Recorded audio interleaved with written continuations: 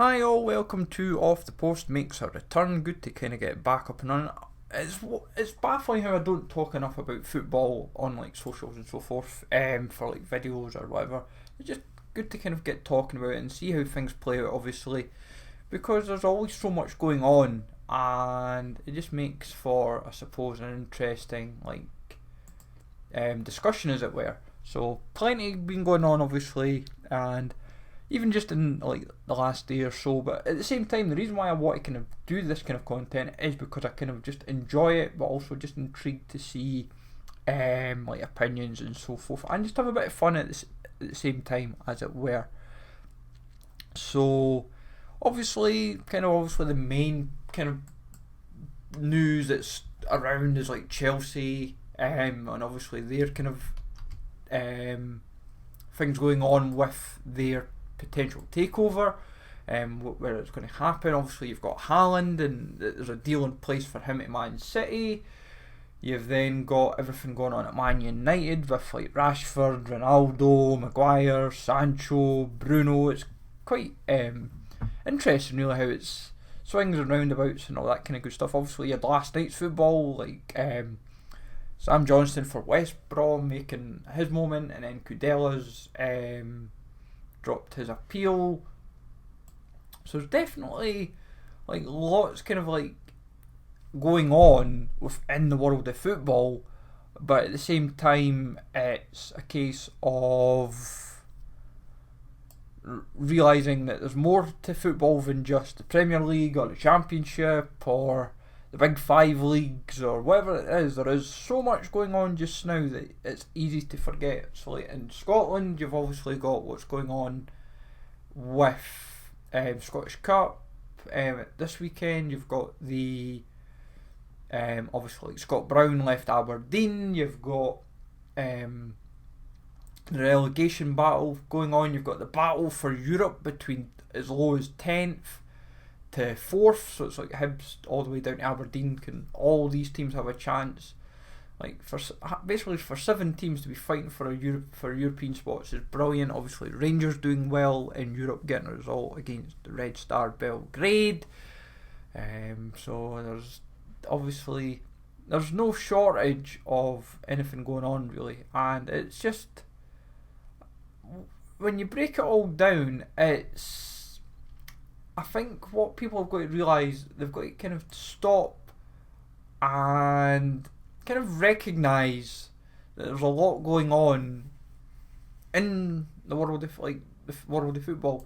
Like one story that I kind of saw very interesting over like the last couple of days, whatever, was Colin Kazim-Richards. He's going to meet the teenage boys or whatever that gave him abuse online. Like fair play, but at the same time, the boys should recognise that basically you shouldn't be doing these kind of things. That's like you're getting yourself into trouble, and it's a bit of a worry at the same time that people because you never know how that might play out. Like the 3 boys might think because it could just be 4 people in the room. It could be Colin Kazim-Richards and these 3 boys. The 3 boys might just try and do something like to kind of make themselves even more famous. That would be all you need, and it's like, and it would be like, and you'll hear the same, and then I hate hearing the same 4 words: lessons will be learned. Like, well, they shouldn't have happened in the first place. That's the way I look at it. So there is that. Transfer news, that's what we'd like to kind of delve into. This is where I was quite intrigued with what I was seeing over like the last week or so. Obviously for players that play in Russia, quite a few of them have obviously left. Quite a few have came to other leagues. So Wanderson, he's left Krasnodar. Quite an established player, I would say, for Krasnodar. But at the same time, he's obviously thought, I'm going to go to back to Brazil on loan. But that was quite an interesting notable transfer recently that's basically happened this week. One I found quite, not say startling, but quite surprised it's happened is Lucas Pizon. Last season, he was probably one of the players in Portugal that kind of suddenly looked like, oh, things have turned around and he's very, very impressive. And this season, nothing's happened. It's like, I don't know if it's. I can't really get my finger on it. Like when you break down his stats, like for last season, it is worth noting though that his minutes collectively for the season was pretty abysmal. He did only play, say, just over 1,000 minutes over like 22, 23 games. Yes, he had half a dozen goals and like about half a dozen assists, but his like return regardless was a bit still low compared to other teams, and even the previous season was still quite a bit more impressive return, but not majorly to kind of get overly excited about. And it's kind of been a trend with Lucas Pizon. There's never really, like, apart from like one season in the Championship and one season in the Eredivisie where he's really kind of shown consistent form. He's just been all around the block, from Fulham to Braga to Rio Ave, Vitesse, Reading, Eintracht Frankfurt, Malaga, and obviously now on his way to Brazil. And it is worth noting he is only 28 still, but you think about it, he's done so much in his career club wise that it's like you'd think he'd be a much older player by now, but kind of shows how that's played out. But Lucas Pizon, certainly an interesting I thought it was an interesting transfer, but so like when you break it all down and just realise that, but I suppose that's the way it plays out. Obviously Ibai Gomez, he was recently obviously between like Bilbao and Alaves and for those that follow like that, he was obviously most recently at Athletic Bilbao. He left last season and he's just finally got a club. Near enough been like 9 months since he's had a club, so, and he's joined the Iranian league, which was an like right out of left field. Like, I know he's 32, but I would have thought maybe go somewhere else, that maybe stay in Spain, or obviously it's a lot. Sometimes it can be a wee bit trickier when obviously if you're playing for the Basque teams, they sometimes maybe not like to play for another team, but it's just the way it plays out obviously. And if he's happy going to Iran, then fair play to him. Then like another notable player that has left Russia is Remy Cabella, like former like he's an established name within like English and French football. Like obviously played for Newcastle for a stint, Marseille most notably, and Saint Etienne, and like be interesting to see where he goes now. Like that's going to be, I suppose, an interesting one, because obviously he's 32 now, so, and he's been in Russia for a decent period of time, I would say, compared to some players, I suppose. But obviously when you go to, you've been in Russia for say 3 years, and you go there for good money, but you've obviously just left. But it's like some players have done that. Like Clement Grenier, I think, was another one that he's went from like Russia to Mallorca of all teams. But I think that's just and not Clement Grenier, sorry, wrong list, wrong name there. Get my facts right. Claesson, sorry. Same. It was the same team. It was what I had noted down there. Victor Claesson, the Swedish winger. That was a cracker. Clement Grenier's mostly been in France. Sorry, get that right. He's went to Mallorca as a free transfer. It's because I've got my list of who's left and who's stayed, and but yeah, Victor Claesson. I don't know if he'll go back to Sweden. Like, he's a good player, so it's like, or at least I deem a half decent player, and like he might just say I'll stay and go back to Sweden. Could go to and he is quite technical, so he could end up maybe even seeing like the Eredivisie, for example.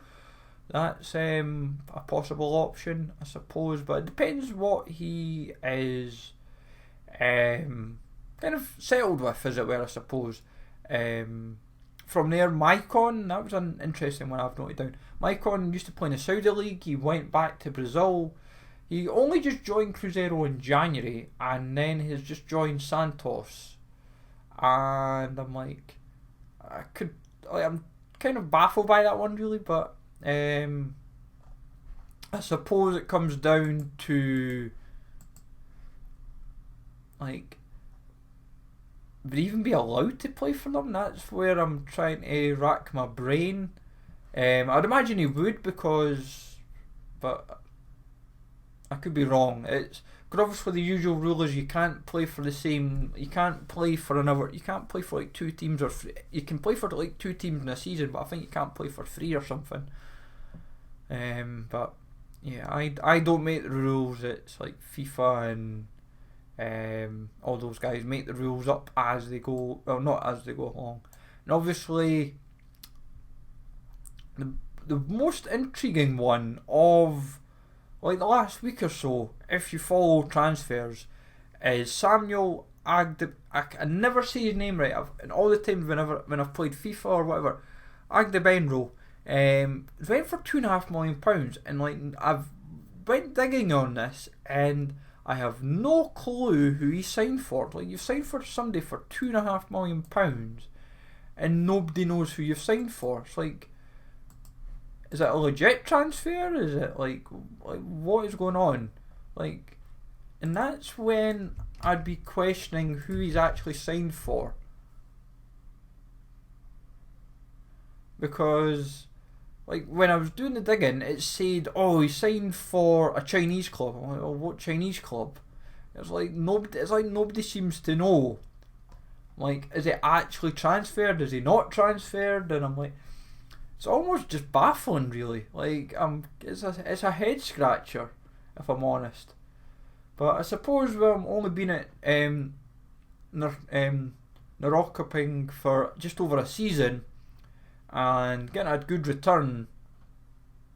19 goals in 34 games. He was like the Allsvenskan top scorer, because that's how I had him kind of mentioned in my when I mentioned it in FIFA stuff.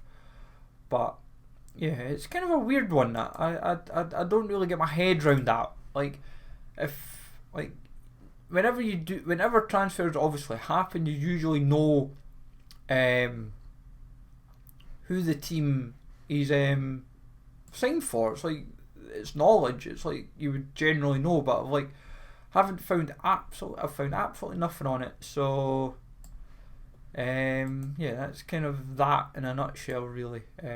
But hey ho. Right, now games.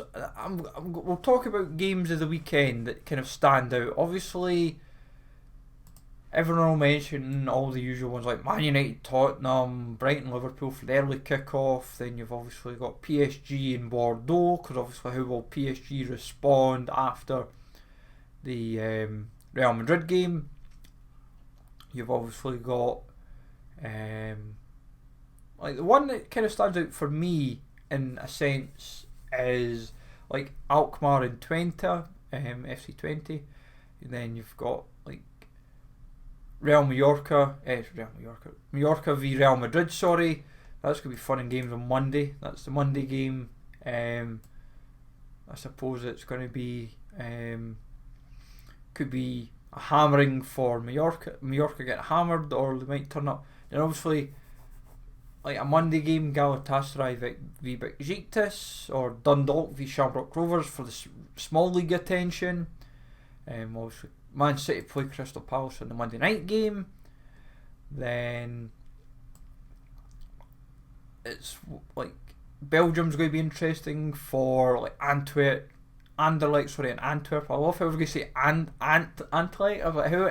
It's like, yeah, it's like that's like doing a half and half, almost doing it wrong. Mike Chilland in Copenhagen. So there's definitely, when you think about the small leagues, as it were, people that don't like to always give attention to the small leagues, it's like they're the leagues that have got big games for those leagues, like Leon and Rennes as well, and that's where people just sometimes just forget, or Panathinaikos AEK. There's lots of, like, if you really sit down and say, right, if you were to plan like your weekend of football, if you've got if you're like say in Britain, if you've got like subscriptions to BT, Sky, Premier Sports, suppose if you've, and like you just sit down and watch, you can jump between England, you can jump between France, you can jump between the Bundesliga, you can jump between like the MLS. You're like no shortage of options really. That's where people forget. Like you can kind of sit down, and like if you've also got Premier Sports, you've got like, you'll have it safe like free sports, but you'll also probably have like the odd game on like say maybe Sky or whatever, or depending on how they've obviously structured it, because Premier Sports obviously they try and show they've got like the license as far as I believe for like the MLS I think these days, and same for like La Liga, so you're never really short of like options for like games to watch. It's just a case of, and I know people then have like if they've got the sticks like for like subscription like subscriptions on like for DAZN or BN or whatever else, then you've got all that, then you've maybe got more options, so you've then ended up maybe got more of Spain, more of Eredivisie, Japan, Germany, and whatever else that's kicking about. Like and sometimes if you're on like YouTube, some of the leagues might be streaming on YouTube, so you might have like Japan or China or Korea in the morning. Sometimes those leagues might have like, and that's what people forget, and that's because the leagues themselves will just be streaming it. They've done it maybe over the pandemic, and they've just stuck to doing it since really, and it's a good way to kind of keep like attention going if they know that people can't have like that channel because obviously it's not available to them, but they know if we'll show it on like YouTube or Twitch or whatever streaming service, then they know right away, oh brilliant, they're sorted. And it sometimes like that's why I like it sometimes in the morning. If you're like the A-League, like you can watch the A-League in the morning and you say, oh right, that's finished, what league can I go and watch now? Oh, I can maybe watch Japan, or I can watch Korea, or the Chinese Super League. And like sometimes just because of like it's maybe on Free Sports or Premier Sports or whatever, obviously the cost is an issue, can be a factor, but you sometimes think, oh, there's no shortage of like options to kind of get your teeth into, and it sometimes just makes it all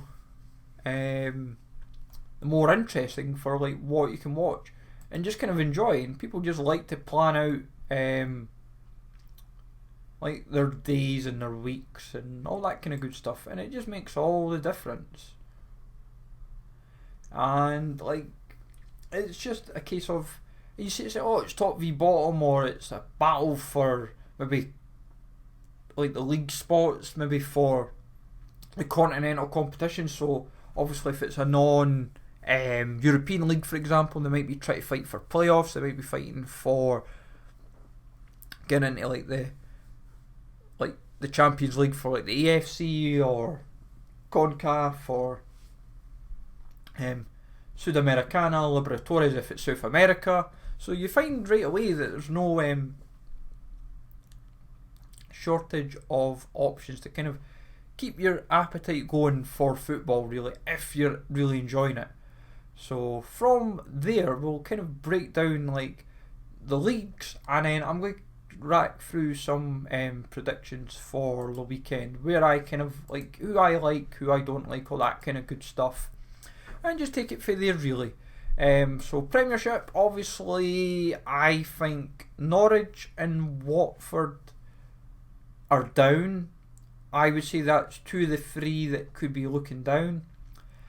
Leeds, Everton are up for debate. along with Burnley. Burnley and Everton obviously have games on hand. Burnley have 2 on Watford, Norwich and Leeds. Everton have 3 on Leeds, Watford and Norwich. So Burnley obviously have lost fewer games than everyone else around them. That might be what saves them, because they've lost fewer games. They know how to claw draws, because they've got 12 but they've only won 3 games, although saying that they have won 2 of their last 6 games.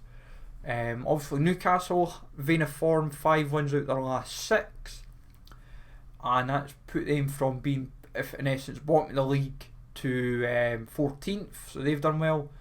Brighton, obviously, they're in a bit of not so great form either. Obviously only 1 win in 6, and obviously Leeds are just in free fall.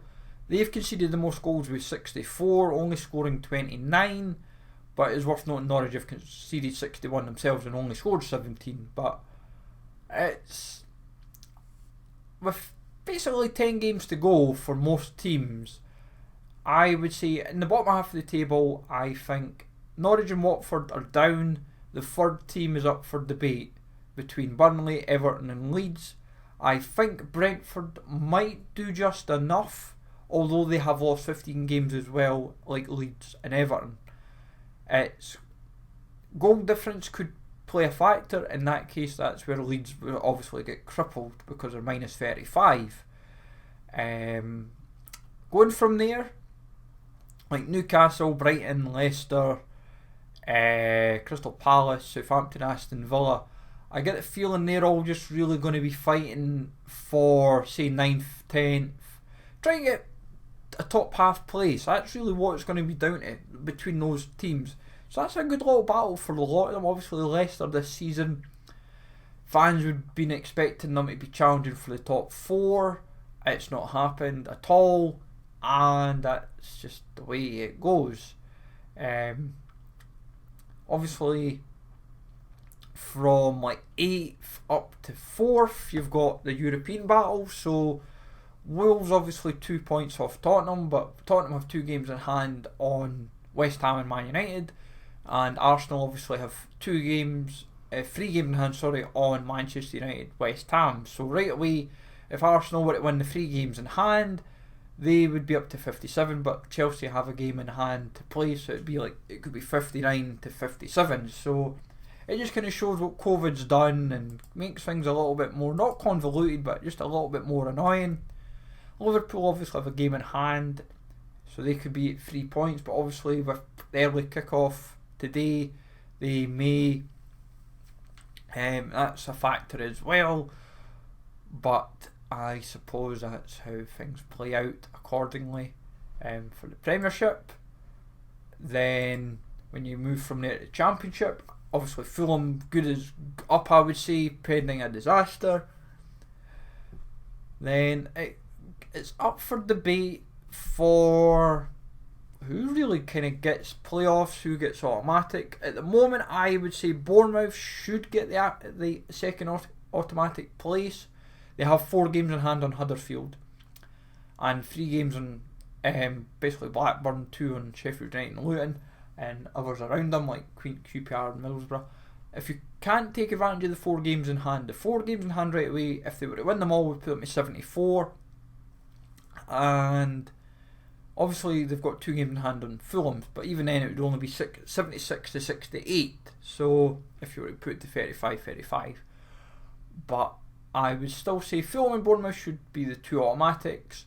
The 4 playoffs at the moment, I would say Huddersfield look good for that spot, even though they're at 63. Blackburn, Sheffield United, Luton, QPR, Middlesbrough, they're mixing wins and losses here and there in the odd draw. I would say Huddersfield are most consistent because they've not lost in 20 games. So fair play to Huddersfield if that's. I'm sure it's 20 odd games, and that's like League and Cup. So that's it's going to take a difficult team to beat them, and that's what makes all the difference really. But from there, I think if I'm actually honest, the 4 I would quite like in the playoffs, looking at it, would be, even then, would be like 4 of Huddersfield, Blackburn, Sheffield United and Luton. That would be the 4 I'd be quite happy with. It'd give us a change to a slight extent. Obviously Blackburn's not been in the Premiership for a while. Huddersfield are 2 or 3 seasons. Sheffield United are trying to bounce back up, and Luton's not been in it for a long time. But obviously QPR, Middlesbrough, Millwall, Nottingham Forest, Coventry will be trying their hardest. West Brom obviously not really in any form.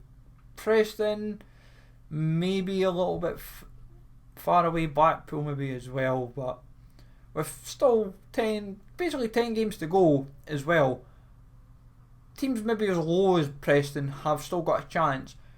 You're just going to need a run of wins now. You might need, like, say, 9 from 10. Obviously that could still apply to Stoke, Blackpool, Swansea, maybe even Cardiff, but I can't realistically see it. But stranger things have happened in football. We've seen it happen. It's like some of the teams in the league were like, it's like Nottingham Forest, they were bottom of the league after, what was it, like 7-8 games, and obviously now they've been kind of fighting up the top half of the table, so it shows it can be done.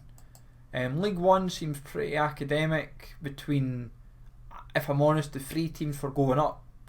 A battle of 3 teams of going up, of like Rotherham, Wigan and MK Dons. It's a case of who gets the 2 automatic spots. I think that will go to Rotherham and Wigan. MK Dons, I think, at the moment may just miss out, and the reason why I think they might just miss out is because they've played more games, and that's what's going to swing it. If obviously COVID was not a factor, then I think they could have been alright. They might have not, but I would say, looking at it, I think your playoff battle goes from Oxford as low down as Bolton. Bolton could still sneak in. Portsmouth have got a chance because obviously they're 35 games and they're at 57 points, and they're in a good run of form of late. 5 wins for 6, and it's going to be interesting. Like, it is genuinely going to be, like, if I'm honest, I would say the 4 playoff teams, if I'm honest, I think if Wycombe hadn't had that 2 losses in a row, they might have had a stronger shout. But I'm still kind of like MK Dons, Oxford. I think Wycombe might just sneak Sunderland, and Plymouth will be the 4th team. That's where I'm kind of thinking Plymouth might just do enough.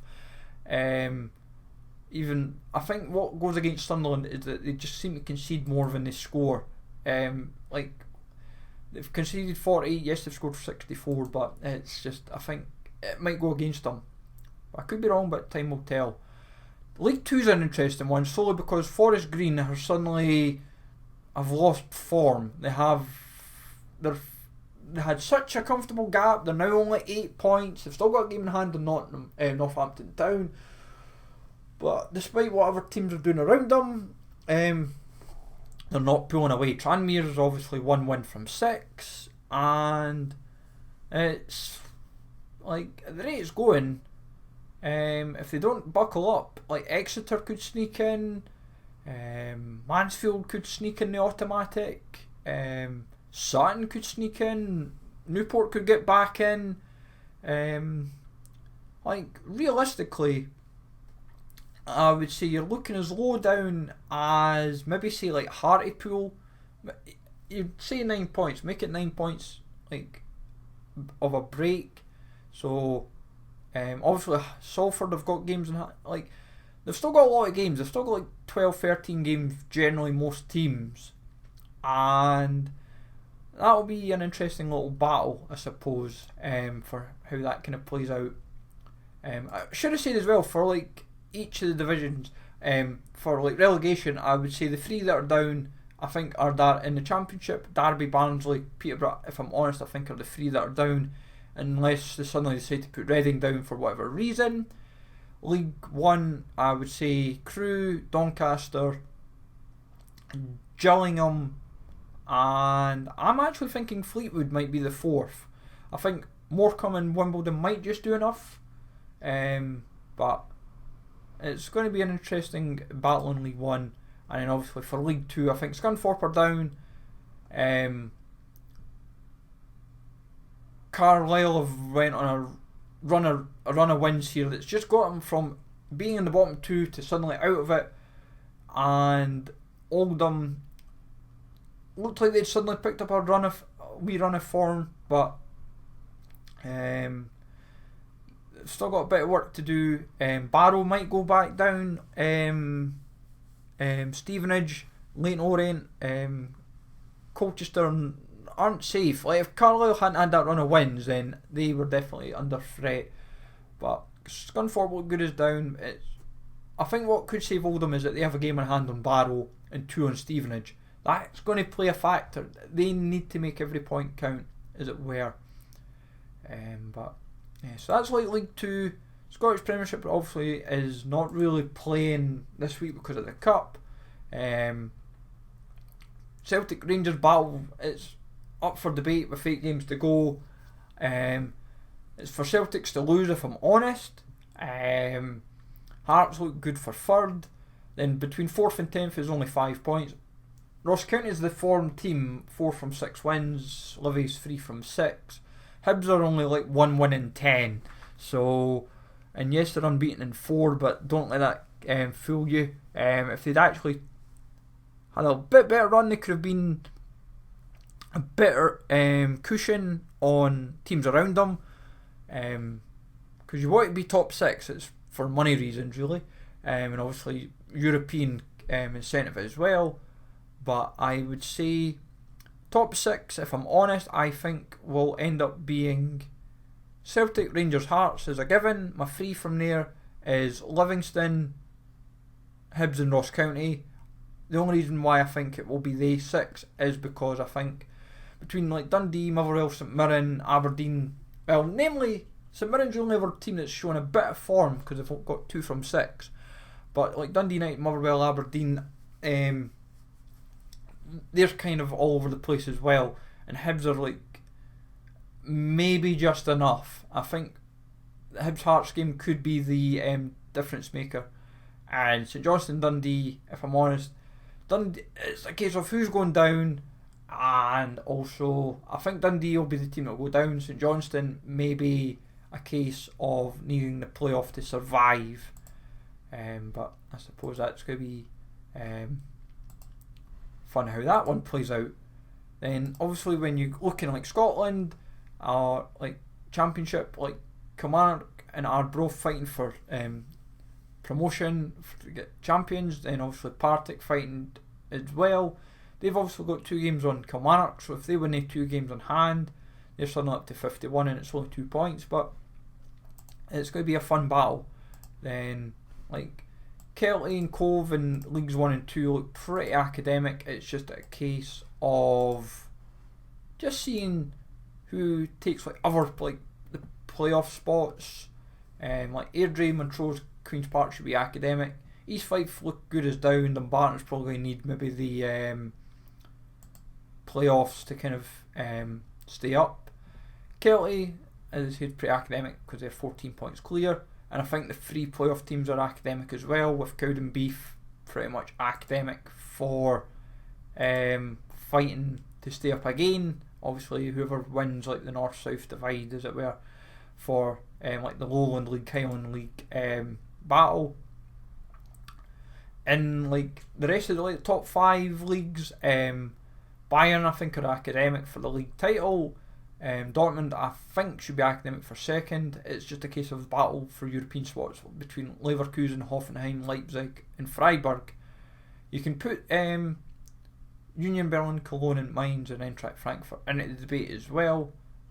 The problem is from 7th down to 10th, there's not say inconsistency for form, it's just somebody needs a run. Gruerforth academic for going down, I would say. Same with Stuttgart because of their kind of run of form. Hertha Berlin's the same. They like what might save Stuttgart is they've at least got a win in the last 6. Hertha Berlin just seem in utter free fall, and it's going to be a difference maker. I think Armenia back BFL. It's worth noting as well. Watching Gladbach's not safe, and who would have said that? Like, you'd think watching Gladbach would be fighting for like European spots, but hey ho. La Liga, Real Madrid pretty academic now, I would say, for the league title. Sevilla's obviously got 5 draws out of the last 6 games. That tells you all you need to know. And obviously Atletico, Barca, Betis, Sociedad, Villarreal, Athletic Bilbao, all fighting for like European spots. Bottom half of the table, Levante, obviously as good as down, despite 2 wins out of the last 6. Alaves, Cadiz, Granada, Mallorca, Getafe, Elche, none of them are safe for going down. And if I'm honest, for going down, I think the bottom. I think the bottom 3 that will go down will be Levante, Alaves, and Granada. The reason why I think Granada is just because of, I would say, defensively, and their run of form just now is quite shocking. That's what's going to be their difference maker at the end of the day. Over at Italy, AC Milan, Inter, Napoli. It wouldn't surprise me if Juventus sneak in the back door and somehow magically win the title. Would not surprise me. Because obviously Napoli have only got 3 wins out their last 6. Inter's 2 wins out their last 6. AC Milan's only 3 wins out their last 6, and they're drawn games. Yes, Juventus are unbeaten in their last 6 as well, with 3 wins, 3 draws. But when you factor in that they all kind of like play each other and all that kind of stuff, it's going to be fun and games.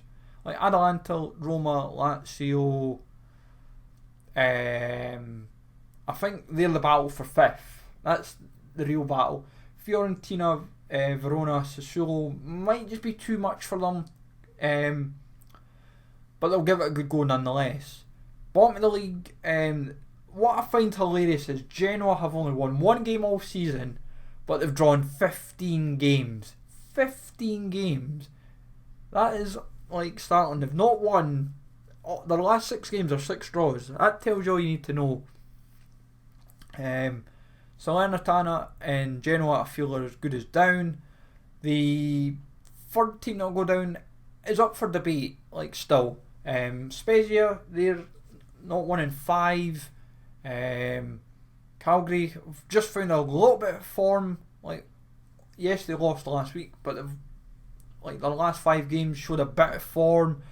Venezia, I think, despite their signings, might just go down. That's where I kind of think will happen. And the rest of the league is generally quite safe, and it's just a fight for like their spots. League in PSG is pretty academic. It's just a battle between second and European spots. You're probably looking as low as Lens for European spots. That'll, in terms of teams fighting for it. So like Nice are obviously sit at 49, Marseille 47, Rennes 46. There is some consistency in some teams. Rennes are on a 3-win streak, and generally quite sound. Bottom half of the table, Bordeaux and Metz, if I'm honest, I think are as good as down. Bordeaux situation's interesting. If they actually were to go down, I wonder what would happen, because obviously last season there was financial concerns, and I think the season before, this year seems to be even more worrying. But we'll see how that plays out. And obviously like Lorient, Troyes, Saint Etienne, Angers are not safe either, because they've not won in like the last 6. There's 6 straight losses as well, and it's going to be interesting to see how that one plays out. Obviously Eredivisie, I think PSV, Ajax is obviously the main focus. The 5 losses to PSV might be the difference maker. It is worth noting as well, Ajax are starting to concede goals for fun now. They're starting to just leak goals, and obviously PSV, if they win their game in hand, they're still only 2 points behind, and Ajax have to kind of buck up their ideas a little bit. There's definitely nerves kicking in a little bit, I think. They were lucky last week, they were lucky last night. Feyenoord and Alkmaar will keep working their socks off to try and guarantee 3rd. That's their battle Twente's definitely not out of fighting for even third as well. And kind of like the rest of the leagues, just kind of goes about its own business. For relegation, Sparta Rotterdam, I think if they can maybe get a couple wins together, they might have half a chance. What might save them is that they've got a game in hand on Fortuna Sittard and 2 on Pek Zwolle, and like Willem and Wolfswijk. Heerenveen's not safe, to say the least. That's probably where I'd go. Like between 13th to 18th is the relegation battle for the Eredivisie, and it's going to be fun and games with that one, I suppose. Obviously, we'll quickly tap into obviously like Europe, like obviously Champions League. Obviously Man City, Real Madrid through, and same for like Liverpool. So they're pretty academic, and like it's going to be fun and games to see who takes like next spots in like the quarterfinals, and same for like the Europa League and like the Conference League. It's going to be an interesting battle, to say the least. If like Rangers can finish the job, and like Lyon, and it's like obviously like in Leicester's case, obviously with Conference League, could they finish the job? Barcelona Galatasaray is an interesting discussion. Could Galatasaray sneak a result at home? Obviously get a 0-0 draw. There's definitely a lot of like interesting like debates for the second legs, as it were. If like depending if like Eintracht Frankfurt can get the result, Atalanta by Leverkusen. There's definitely going to be fun and games, I think, over like not just today but the next week of football. And as I said, I'll maybe tap into it a bit more, say like tomorrow or Monday, depending on how things play, obviously, and we'll take it from there. So as I said, bit of fun, just kind of sitting, chilling, talking about football, and taking it from there. So as I said, if you enjoyed it, let me know what your thoughts are. Who do you think is going to stay up? Who's going to go down? With 10-12 games to go, there's lots to be said. So see how it all plays out, folks. So take it easy off. Hopefully you enjoyed this, and I will catch you all later.